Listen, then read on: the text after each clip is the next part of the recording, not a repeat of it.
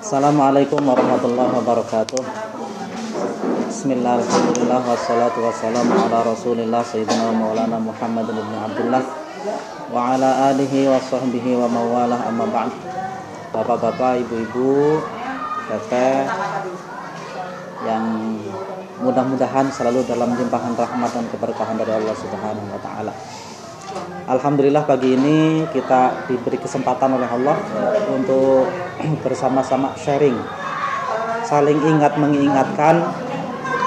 Di sini saya bukan berarti menggurui Bapak dan Ibu, tapi kita istilahnya sharing, berbagi pengalaman dan juga melaksanakan tugas. Karena bagaimanapun sesuai prosedur untuk setiap pernikahan itu harus ada bimbingan pranikah, bimbingan perkawinan. Untuk apa? Untuk menjadi pegangan. Barangkali ada pengalaman yang mana nanti bisa dijadikan pedoman selama menikah, apalagi yang menikahnya udah lama. Kita saling sharing.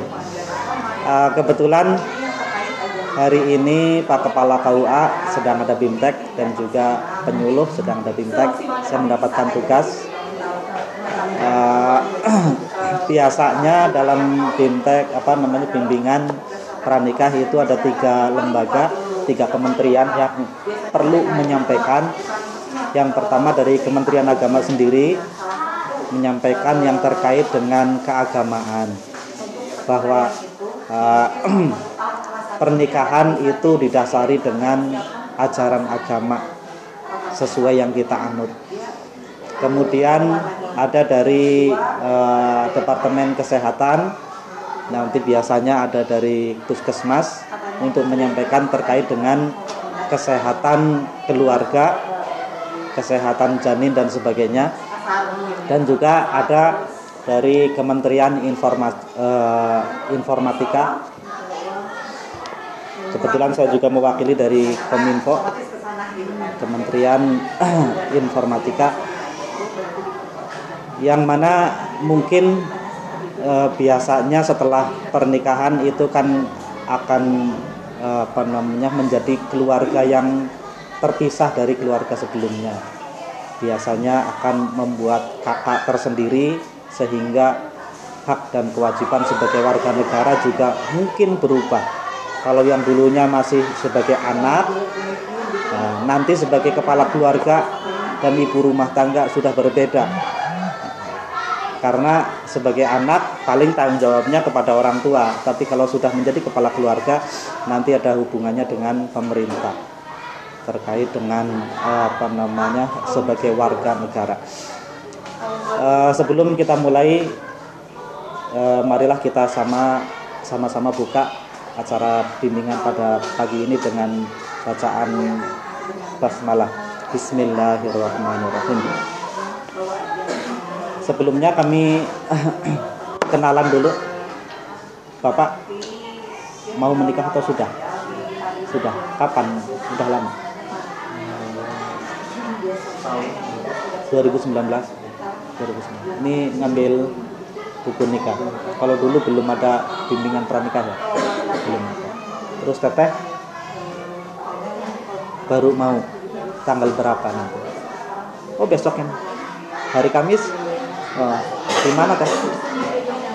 Oh, Bojonggaling sini.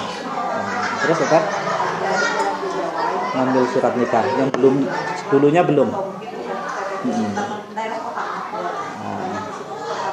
Sama suami masih suami. Jadi yang pertama, mohon maaf Bapak dan Teteh yang sudah nikah. Ini saya sampaikan yang belum nikah dulu. Nanti kalau mau pengalaman lebih lanjut juga sama Akang dan Teteh ini tanya-tanya. Perlu kami sampaikan bahwa pernikahan itu memang sunnah dari Nabi. An-nikahu sunnati faman raghiba an sunnati falaysa minni. Nikah itu adalah sunnahku, kata baginda Nabi. Siapa yang tidak suka dengan sunnahku, maka dia bukan dari golonganku. Makanya nikah itu kita niatkan untuk mengikuti sunnah Nabi Muhammad SAW. Yang kedua, nikah itu didasari bahwa kita sebagai muslim itu memang ada aturan-aturan tentang nikah. Karena di dalam fikih itu ada 5 maqasidus syariah, tujuan syariat Islam. Di antaranya ada hifdzul mal, menjaga harta. Jadi turunnya syariat Islam itu di antaranya adalah untuk menjaga harta. Dalam bermuamalah, dalam bertransaksi jual beli, itu ada aturannya, aturan syariatnya. Untuk apa? Biar harta masing-masing itu terjaga, tidak ada penipuan dan sebagainya. Di dalam syariah itu ada hukuman untuk yang mencuri, untuk yang gosip dan sebagainya. Tujuannya apa? Untuk menjaga harta umat Islam. Terus ada hifdzuddin, untuk menjaga agama. Syariat Islam itu memang diturunkan untuk menjaga keyakinan. Terus ada hifdzun nasl, menjaga nasab, menjaga keturunan. Dengan perkawinan ini tujuannya adalah menjaga keturunan. Kenapa perkawinan itu harus disahkan? Tidak hanya oleh agama, tapi oleh pemerintah, karena untuk menjaga. Dengan pernikahan yang sah, itu akan banyak yang terjaga. Di antaranya terjaga keturunannya. Jadi jelas siapa bapaknya, siapa ibunya. Berbeda dengan mungkin orang barat. Orang barat itu tidak harus menikah. Kepengin punya anak itu tidak harus menikah. Nah, itu nanti akan ditanyakan siapa bapaknya.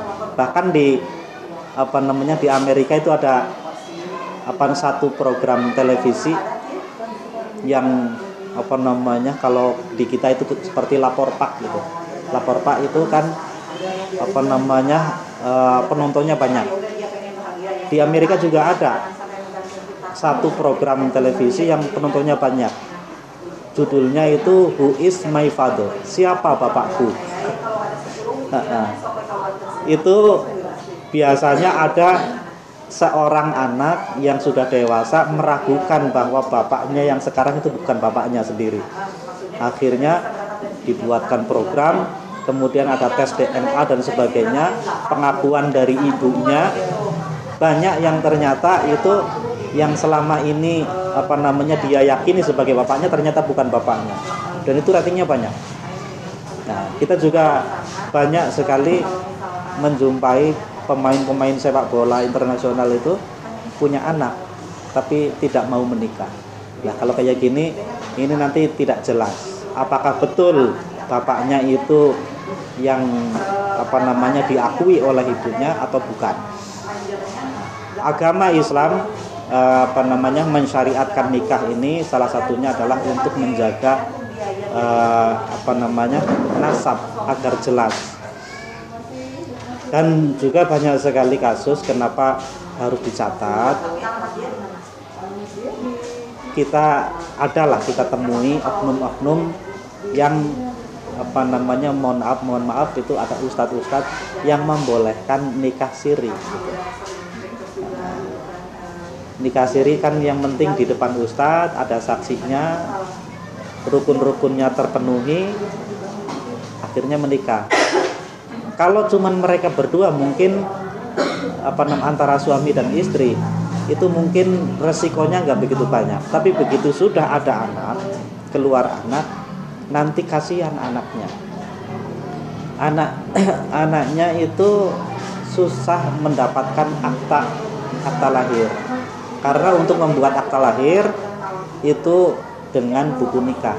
Pentingnya buku nikah ibu, bapak, itu nanti ketika ada anak itu menjadi syarat untuk membuat akta lahir. Saya juga udah punya anak 2. Ya memang seperti itu. Kalau kita semua berkas-berkasnya lengkap, pengurusannya itu mudah. Dari bidan ada pengantar, kemudian kita ada buku nikahnya, ada KTP, KK, tinggal disetorkan ke Dukcapil, keluar akta lahir. Kemudian nanti akta lahir ketika anak itu sudah 17 tahun mau membuat KTP, diajukan untuk pembuatan KTP, mudah sekali. Lah, yang nanti sering terlewat itu terkait dengan hak waris. Banyak sekali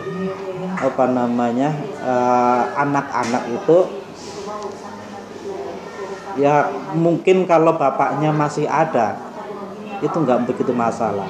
Pernah ada kasus setelah pernikahan, nikahnya itu nikah siri, bapaknya itu orang kaya kebetulan. Biasanya orang kaya itu kan yang punya anak mau nikah lagi, poligami dan sebagainya. Akhirnya istri yang kedua itu tidak dicatatkan. Lah, padahal punya anak. Begitu ayahnya ini meninggal, anaknya nuntut sebagai ahli waris. Nah, ini agak kesusahan. Ketika pengajuan ke pengadilan, apa buktinya bahwa Anda ini adalah istri dari si mayit yang meninggal? Tidak ada bukti. Apa buktinya bahwa Anda itu anaknya ayah yang meninggal? Tidak ada bukti. Akhirnya kalah di persidangan. Tidak dapat apa-apa. Nah, ini siapa yang rugi? Yang rugi adalah anak dan juga istri. Makanya pentingnya semuanya tercatat agar kedepannya itu mudah. Di samping itu nikah itu tidak hanya untuk senang-senang. Nikah itu tujuannya adalah untuk menjalankan syariat Islam, mengikuti sunnah Nabi. Bahwa di dalam Islam itu jelas mana yang halal, mana yang haram. Al halalu bayyinun wal haramu bayyinun wa bainahuma mushtabihatun. Yang halal itu jelas, yang haram itu jelas. Kita manusia, di antara kelebihan yang diberikan oleh Allah kepada manusia itu adalah akal dan nafsu. Nafsu itu harus kita syukuri, karena kalau kita nggak punya nafsu, itu nanti kita nggak semangat hidup gitu. Pernah suatu ketika di zaman Nabi Sulaiman,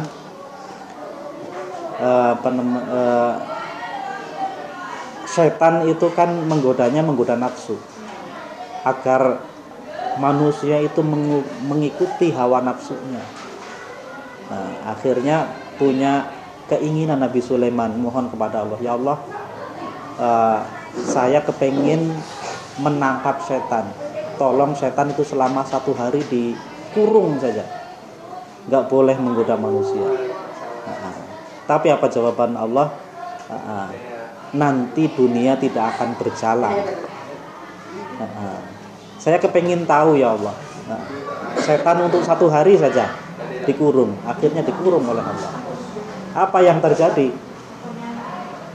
Nabi Sulaiman walaupun seorang raja besar, beliau itu untuk urusan makan rumah tangga itu dari hasil kerja sendiri. Beliau itu punya kerajinan yang dijual ke pasar.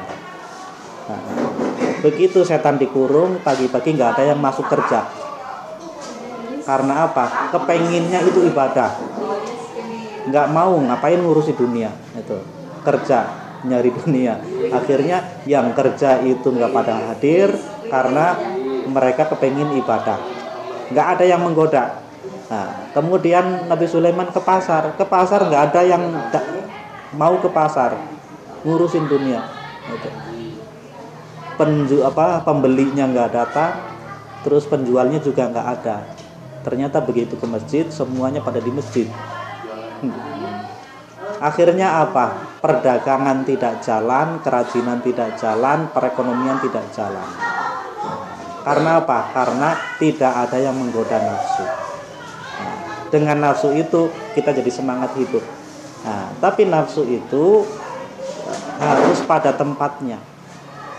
Nafsu itu ibarat gas. Nah, remnya itu ajaran agama. Boleh nggak kita ngegas? Kita ngegas terus itu? Ya boleh, asal pada tempatnya. Misalkan di jalan tol, ya silakan digas terus. Justru kalau nggak nginjek gas, malah ditabrak sama orang. Nah, itu tempatnya. Nah, tapi kalau di jalan-jalan umum seperti ini, jangan ngegas terus. Sekali ngegas, sekali ngerem. Sekali ngegas, sekali ngerem. Biar apa? Biar tidak nabrak-nabrak. Karena ketika nabrak-nabrak, siapa yang rugi? Ketika kecelakaan, diri sendiri yang pertama rugi, terus juga bisa membahayakan orang lain. Nafsu itu juga harus dikendalikan, jangan gas terus. Kapan waktunya gas? Silahkan kalau sudah sah suami istri, gas terus, gaspol, nggak masalah, karena itu halal. Nah, bahkan bukan lagi ini dosa, tapi sudah jadi pahala itu. Suami istri gaspol terus, itu nggak masalah karena pada tempatnya. Tapi ketika bukan dengan istrinya atau bukan dengan suaminya, direm. Kalau ada kesempatan hindari itu. Karena apa? Karena kalau yang bukan haknya itu malah menjadi dosa besar. Nah, ujung-ujungnya nanti akan menjadi rusaklah keturunan. Kalau ketika seorang laki-laki dan perempuan yang tidak sah melakukan hubungan, akhirnya mempunyai anak, itu menjadi anak yang tidak sah secara agama. Itu akan rusak keturunan. Jadi si anak tidak bisa dinasabkan kepada bapaknya, tapi kepada ibunya. Nanti kasihan anak ketika dibuatkan KTP, orang tuanya cuma ibu. Ketika nanti nikah, itu misalkan si anak Fulan bin Fulana, seperti Isa bin Maryam. Kalau Isa bin Maryam, kalau memang nggak ada bapaknya. Tapi kan kalau emang benar terjadi, itu kasihan. Nah, itu apa yang perlu disampaikan. Yang selanjutnya, bahwa dalam nikah tidak hanya untuk hifdzun nasal, tapi juga untuk kita itu kepengin punya generasi yang unggul. Kebetulan saya juga ngajar di Institut Madani Nusantara. Saya pernah mengampu mata kuliah hadis tarbiyah, bahwa sebenarnya ajaran Islam itu lengkap, tidak hanya ngurusin yang ada di masjid, yang berkaitan dengan masjid, dengan ibadah, tapi yang berkaitan dengan yang lainnya, termasuk pernikahan, itu juga lengkap. Jadi di zaman Sayyidina Umar bin Khattab, waktu beliau menjadi khalifah, itu pernah ada, ini mohon maaf sambil menunggu yang dari puskesmas ya, pernah ada seorang anak yang sudah dewasa mengadu kepada Sayyidina Umar, wahai khalifah, aku menjadi orang yang tidak baik, aku merasa menjadi orang yang tidak baik. Karena apa? Karena salah dari didikan orang tua. Orang tua tidak mengarahkan. Kemudian dipanggil, di mana bapakmu? Panggil ke sini. Akhirnya dipanggil bapaknya. Dinasehati oleh Sayyidina Umar. Ingat, kewajiban itu tidak hanya anak kepada orang tua. Anak kepada orang tua itu punya kewajiban, itu kewajiban birrul walidain, patuh kepada orang tua. Tapi orang tua juga punya kewajiban kebalikannya. Kewajibannya apa? Kewajiban memenuhi hak-haknya anak. Ternyata anak itu punya hak terhadap orang tua. Waalaikumsalam warahmatullahi wabarakatuh. Anak itu punya hak kepada orang tuanya. Haknya itu dibagi-bagi. Hak anak yang pertama adalah sebelum pernikahan. Anak itu punya hak untuk mempunyai ayah yang soleh. Jadi walaupun sekarang teteh belum punya anak, tapi sebenarnya calon anaknya itu sudah punya hak untuk mendapatkan ayah yang soleh. Begitu juga anak itu juga punya hak untuk mendapatkan ibu yang solehah. Terus nanti ketika sudah menjadi janin, janin itu juga punya hak. Jangan dikira belum bisa ngomong, masih di perut tapi tidak ada haknya. Dia punya hak. Namanya hak kalau tidak dipenuhi, maka orang tuanya berdosa. Di antara haknya, hak anak ketika masih menjadi janin, dia itu berhak untuk mendapatkan nutrisi yang cukup dari orang tuanya. Nah, ini juga berkaitan dengan program pemerintah untuk menanggulangi stunting. Nanti akan disampaikan insya Allah sama dari Departemen Kesehatan dari Puskesmas. Hati-hati, makanya persiapkan betul sebelum nikah, termasuk biaya-biaya.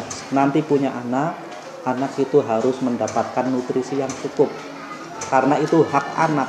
Kalau tidak dicukupi, maka orang tuanya berdosa. Terus yang kalau bisa lebih baik bapaknya itu yang puasa kalau memang lagi nggak ada uang.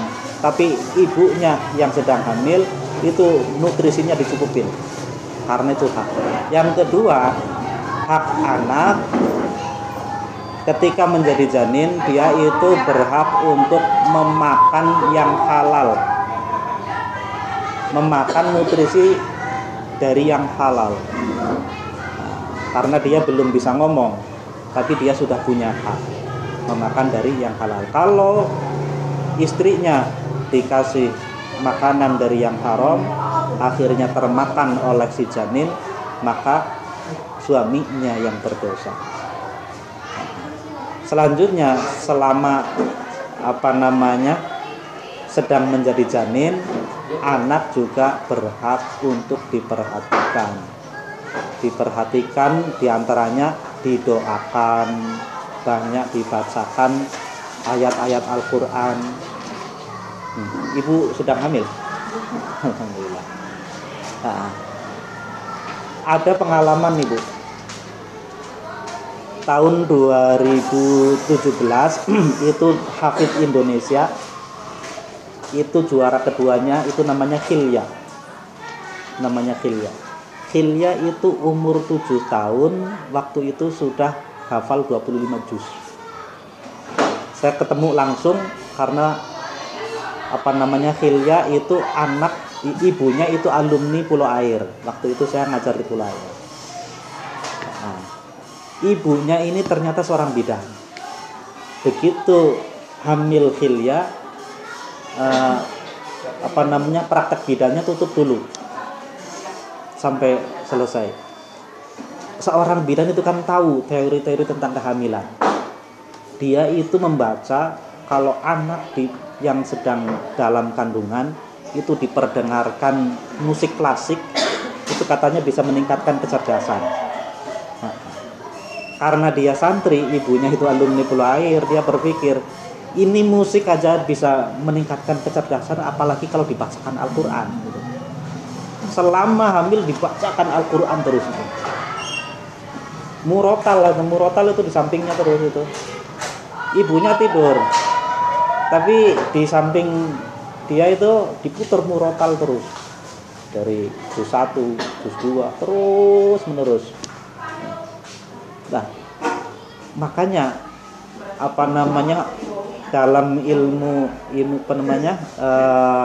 kebidanan itu ternyata anak itu walaupun masih di kandungan itu sudah bisa mendengarkan. Ketika masih dalam kandungan diajak komunikasi oleh bapaknya, itu respon nendang-nendang atau apa itu, karena sudah mendengar ternyata itu. Nah, begitu diperdengarkan Al-Quran terus, dia lahir dikasih nama Khilya. Kalau untuk yang lain itu biasa-biasa, tapi begitu diperdengarkan Al-Quran walaupun masih kecil itu cepat nangkep. Akhirnya itu jadi cepat hafal anak itu. Karena apa? Mungkin sudah akrab duluan. Dulu sering dengar waktu masih di kandungan. Nah, 7 tahun itu sudah dapat 25 juz. Itu juga termasuk Musa, itu juga seperti itu. Nah, juaranya itu, juara satunya itu Musa. Nah, itu masih di kandungan. Terus nanti setelah lahir sampai di sapi, anak itu juga sudah punya hak. Haknya apa? Mendapatkan air susu eksklusif dari ibunya. Makanya walaupun dia berkarir, misalkan ada ibu-ibu yang berkarir, tetap dia berkewajiban menyusui. Harus ngatur-ngatur waktunya. Nanti mungkin waktu istirahat didatangkan anaknya untuk disusui. Karena apa? Kewajiban. Kalau ada ibu yang tidak ada masalah dengan air susunya, karena tidak semuanya lancar susunya, dia tidak ada masalah, kemudian tidak mau menyusui, maka dia berdosa. Nah, itu hak anak. Terus kemudian setelah lahir juga ada hak anak untuk dikasih nama yang baik. Jangan asal-asalan. Misalkan apa? Kuntem atau apa gitu.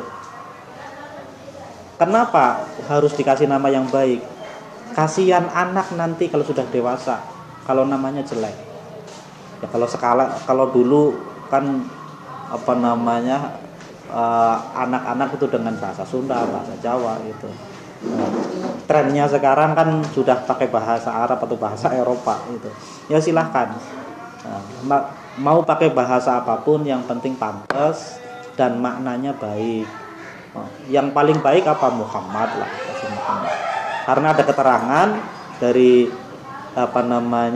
Tuan Guru Sekumpul, jika ada anak jika di dalam rumah ada yang namanya Muhammad gitu, insya Allah tidak akan terputus rezeki itu. Makanya kalau punya anak, salah satunya lah minimal ada yang namanya Muhammad. Mau Muhammad apa? Muhammad Faisal atau Muhammad apa, silahkan. Atau Ahmad. Nah, itu kata Guru Sekumpul itu, jika di dalam rumah ada satu yang namanya Muhammad, insya Allah rezekinya tidak akan terputus. Karena berkahnya nama Muhammad itu. Terus yang selanjutnya di samping itu ada penelitian orang Eropa. Jadi ada dokter yang meneliti tentang kekuatan huruf. Kekuatan huruf itu, huruf yang paling powernya kuat itu katanya huruf L. Karena untuk mengucapkan L itu butuh effort yang kuat. Nah, L itu diantaranya ada dalam lafal Allah. Makanya ketika zikir Allah itu hampir semua saraf-saraf itu ikut semuanya itu. Allah, Allah, Allah. Nah, terus yang kedua huruf yang paling kuat itu huruf M. Makanya ada juga di dalam M itu kan Muhammad, mim. Muhammad itu kan ada. Nah, biasanya anak yang ada huruf-huruf L dan huruf M-nya itu cenderung kuat. Contohnya kalau di Italia itu kan ada pemain bola dulu itu Roberto Baggio. Baggio itu G-nya double, Baggio. Montella itu double. Totti itu T-nya double. Karena apa? Kuat. Di Italia ada namanya Roberto Baggio. Tulisannya Baggio. Di Jawa itu ada namanya Baggio. Ketika mereka berdua dipertandingkan suruh lari, beda kekuatannya. Karena apa? Yang double itu. Atau kekuatan ketika itu hurufnya double, itu juga membawa kekuatan. Karena apa? Bagaimanapun semuanya itu ada hubungannya. Nah, itu penelitian. Jadi anak yang ada yang namanya itu ada huruf L-nya atau huruf M-nya atau hurufnya double itu cenderung lebih kuat. Cenderung karena penelitian kebanyakan itu lebih kuat. Yang paling gampang ya M itu ya Muhammad. Atau apa namanya, ada Abdullah. Abdullah. Ada guru saya itu namanya Profesor Dr. Muhammad Amin Abdullah itu. Ada Abdullah bin Nastiar. Biasanya ada yang Abdullah itu jadi orang penting. Yang Muhammad itu juga biasanya apa namanya, punya kedudukan karena kemuliaan nama Muhammad itu. Terus di samping memberi nama yang baik juga anak itu berhak untuk dididik akidahnya dari kecil. Awwalu wajibin alal insani ma'rifatul ilahi bil bistiqoni. Yang pertama kali wajib untuk manusia adalah ma'rifatul ilahi, mengetahui Allah. Anak dari kecil diperkenalkan Allah. Sebelum diperkenalkan yang lain, diperkenalkan dulu. Tentunya ada cara-cara khusus. Bahwa di antaranya ketika di PAUD diajarkan doa sebelum makan, doa setelah makan. Tujuannya apa? Biar anak itu mulai terlatih bahwa dia itu tidak sendiri, dia punya Tuhan. Ketika mau makan, Allahumma barik lana, minta kepada Allah, ya Allah, berkahilah kami fima rozaqtana, dari apa yang telah engkau rizkikan kepada kami. Itu kan komunikasi kepada Allah. Nanti sesekali kita ajarkan juga artinya. Biasanya nanti anak itu bertanya, siapa Allah? Nah itu kita sampaikan, Allah itu Tuhan yang kita sembah, yang menciptakan langit, bumi, alam dan seisinya, itu Allah. Yang menciptakan kita, yang menciptakan bapak, yang menciptakan mama, semuanya itu Allah. Termasuk yang menciptakan dedek itu Allah. Makanya kita harus menyembah Allah dan seterusnya. Diperkenalkan dengan Allah. Dan juga setelah itu diperkenalkan bahwa dia punya nabi yang dijadikan tauladan, yaitu Nabi Muhammad. Siapa Muhammad? Nah, diperkenalkan dari kecil bahwa sebisa mungkin Nabi Muhammad itu dijadikan idola untuk anak. Jangan sampai anak-anak mengidolakan artis duluan sebelum mengidolakan Kanjeng Nabi Muhammad. Nah, dia cari anak kalau minum sambil duduk. Kenapa? Karena Nabi Muhammad itu mencontohkan kita kalau minum itu sambil duduk. Nanti nanya siapa Muhammad? Nah, kita terangkan Nabi Muhammad itu nabi kita yang menyampaikan wahyu dari Allah dan seterusnya.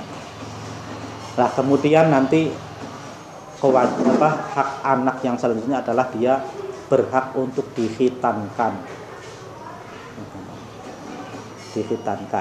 dan juga dia berhak untuk mendapatkan pendidikan yang baik, khususnya pendidikan agama. Kalau anak itu tidak diberikan haknya oleh orang tua, maka yang dosa itu orang tuanya. Nah, selanjutnya setelah dewasa nanti baru anak itu punya hak untuk dinikahkan dengan yang diinginkan, yang sesuai dengan ajaran Islam, untuk diarahkan dan sebagainya. Itu. Jadi selain anak itu punya kewajiban untuk berbakti kepada orang tua, ternyata anak itu punya hak terhadap orang tuanya. Nah, tadi yang pertama, hak anak itu sebelum dilahirkan itu sudah punya hak, walaupun belum nikah, tapi calon anaknya itu sudah punya hak untuk mendapatkan ayah yang soleh, hak anak untuk mendapatkan ibu yang solehah. Nah, makanya sebelum nikah usahakan sudah berpikir untuk memenuhi hak anak. Calon suaminya berusaha menjadi orang yang soleh, calon istrinya berusaha menjadi calon ibu yang solehah. Nah, ada juga dalam Al-Quran Allah menyebutkan apa namanya, wa id qala Isa ibnu Maryam ya bani Israil, apa namanya, ketika Nabi Isa alaihi salam itu menyeru kepada Bani Israel, hai Bani Israel, nanti akan datang seorang nabi mim ba'di, setelahku, ismuhu Ahmad, namanya Ahmad. Ahmad itu banyak yang menafsirkan Ahmad adalah Muhammad, nama lain dari Muhammad. Nah, Muhammad itu tidak hanya sekedar nama, yang bukan hanya sekedar sosok yang kita jadikan contoh, tapi semua yang berkaitan dengan Muhammad itu pasti yang terbaik. Ahmadu itu yang terbaik. Contohnya apa? Kanjeng Nabi Muhammad, nama bapaknya siapa? Abdullah. Abdullah itu artinya apa? Hamba Allah. Ibunya siapa namanya? Siti Aminah. Aminah itu artinya apa? Yang bisa dipercaya, yang memegang amanah. Jadi kalau kepengin punya anak Muhammad yang berbudi pekerti, yang luhur, yang soleh, maka ayahnya jadi Abdullah dulu. Jadi hamba Allah, bukan hamba dunia. Jadi semua yang dia kerjakan itu hanya untuk menghamba kepada Allah. Dia kerja, ya kerja, tapi kerjanya bukan mencari uang. Kerjanya adalah mengikuti perintah Allah. Kita disuruh untuk mencari fadilah dari Allah. Kita disuruh bekerja, ya kita bekerja. Soal dapat uang atau enggak, itu urusan Allah. Artinya dia fokusnya bukan uangnya, tapi fokusnya kepada Allah. Dia menyayangi istrinya itu bukan karena nafsu atau apa, tapi karena Allah dan Rasulnya itu memerintahkan untuk kita sayang kepada pasangan masing-masing. Jadi fokusnya bukan ke istri, tapi fokusnya ke Allah. Jadi hamba Allah. Istrinya juga sama, harus menjadi orang yang bisa memegang amanah, aminah, orang yang bisa dipercaya. Jadi ketika sedang bersama suaminya atau jauh dari suaminya, dia tetap bisa menjaga kehormatan suaminya. Makanya Al-Quran menyebutkan apa namanya, nisa'ukum harthul lakum fa'tu harthakum anna syi'tum. Apa namanya, hunna libasul lakum wa antum libasul lahun. Perempuan-perempuan, istri-istri itu adalah pakaian untuk suaminya. Pakaian itu apa? Pakaian itu untuk menutupi aurat. Pakaian itu untuk menjaga kehormatan. Istri itu fungsinya diantaranya adalah untuk menutupi aurat suaminya, untuk menjaga kehormatan suaminya. Wa antum hunna libasul lakum wa antum libasul lahun. Begitu juga laki-laki, suaminya itu juga sebagai pakaian untuk istrinya. Salah satu fungsi suami adalah untuk menjaga kehormatan suaminya, untuk menutupi aurat dan aib suaminya. Jangan sampai apa namanya, malah sebaliknya, istri menjelek-jelekan suaminya di depan orang lain, atau suami gitu membuka aib istrinya di depan orang lain. Itu bukan pakaian. Itu biasanya awal dari kehancuran itu. Makanya itu yang paling penting. Laki-laki itu sebagai penutup aurat dan penjaga kehormatan istrinya. Istri juga sebagai pakaian menutup aurat dan menjaga kehormatan. Nah, tidak hanya itu. Kalau kepengin punya anak Muhammad, selain bapaknya itu harus Abdullah, istrinya harus Aminah, kakeknya siapa namanya? Kakeknya kanjeng Nabi Abdul Muthalib. Itu nama julukan. Nama aslinya itu Syaibah. Syaibah itu artinya yang bijaksana. Nah, bapak mertua itu harus menjadi orang yang bijaksana kalau kepengin punya cucu Muhammad. Ya, suami istrinya sudah berusaha baik, tapi mertuanya masih ngerecokin terus, kurang bijaksana. nanti susah untuk mendapatkan cucu yang Muhammad. Terus yang membantu persalinan Kanjeng Nabi itu siapa? Namanya Syifa. Syifa itu artinya apa? Obat. Jadi harus suami istri itu saling menjadi obat untuk kepedihan, untuk sakit. Ketika suaminya sakit, istri itu bisa menjadi obat. Ketika suaminya sakit, istrinya sakit, suaminya bisa menjadi pengurang kepedihan. Nah, itu diantaranya. Terus yang selanjutnya yang menyusui Kanjeng Nabi itu siapa namanya? Halimah. Halimah itu artinya apa? Halimah itu yang lemah lembut. Kanjeng Nabi dari umur 1 sampai 6 tahun itu diasuh oleh Sayyidah Aminah yang lemah lembut. Lemah lembut itu jadi ketika nanti dikaruniai anak harus merawatnya dengan penuh kelembutan. Namanya anak jangan heran, apalagi yang baru punya anak gitu. Kadang tidak sesuai dengan ekspektasi itu. Dulu mungkin sebelum punya anak bayangannya kalau punya anak itu enak gitu. Bisa diajak traveling, jalan-jalan, selfie dan sebagainya. Begitu punya anak itu ternyata repotnya luar biasa. Malam-malam harus bangun. Yang biasanya bisa berdua itu cuman seneng-seneng aja, begitu udah punya anak, anaknya ngompol, ibunya sakit, harus ayahnya itu turun. Dan begitu juga sebaliknya itu. Nah itu ketika mendidik itu mendidiklah sebagaimana Halimah. Halimah itu lemah lembut. Beliau itu dari suku As-Sa'diyah, Sa'ad. Makanya disebut Halimatus Sa'diyah. Sa'ad itu artinya gembira. Mendidik anak dengan riang dan gembira. Tidak hanya itu, sebisa mungkin antara suami istri itu menciptakan keluarga yang penuh gembira.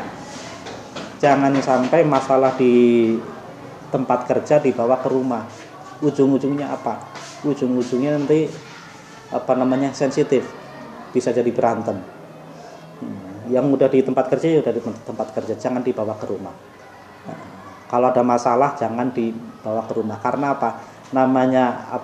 Kita sedang emosi, sedang marah, itu bisa nular. Hawanya itu ke bawah biasanya itu.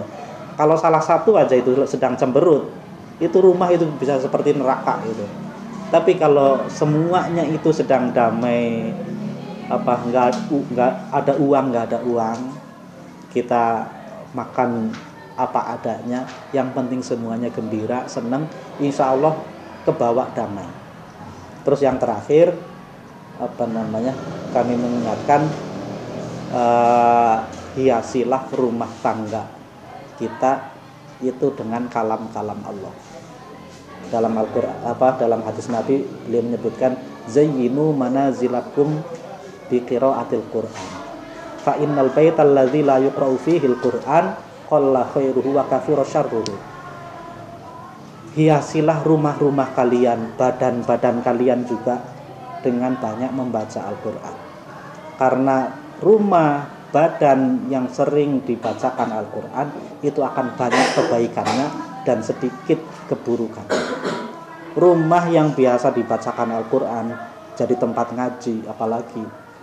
Atau paling enggak kita sholat di dalam rumah, setelah sholat itu baca minimal qul huwallah, al-falaq, an-nas, itu kan Al-Qur'an.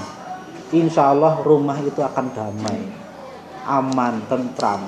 Tapi kalau rumah itu nggak pernah dibacakan Al-Qur'an, ya emang ahli rumahnya itu, anggota keluarganya suka ngajinya di masjid terus, sholatnya di masjid terus, tapi rumahnya nggak pernah dibacakan, panas juga rumahnya. Ya di masjid adem, damai, tapi di rumahnya sendiri nggak pernah dibacakan Al-Qur'an, akan panas. Biar damai, minimal namanya membaca Al-Qur'an itu tidak harus membuka Al-Qur'an. Minimal sehari itu harus dibacakan tempat kita, badan kita. Kalaupun tidak sempat, baca yang hafal. Al-Ikhlas itu Al-Quran, Fatihah Al-Quran. Kita sholat baca Al-Quran. Makanya banyak membaca Al-Quran. Insya Allah keberkahan, berkah semua. Mungkin kita nanti sambil menunggu dari dari puskesmas. Biasanya ada mungkin sambutan dari kepala KUA, tapi kepala KUA sedang ada bimtek ya. Dari saya cukup sekian. Mungkin ada yang perlu ditanyakan sebelum saya akhiri. Cukup ya. Alhamdulillahirabbil alamin. Billahi taufik wal hidayah. Waridho wal inayah. Wassalamualaikum warahmatullahi wabarakatuh.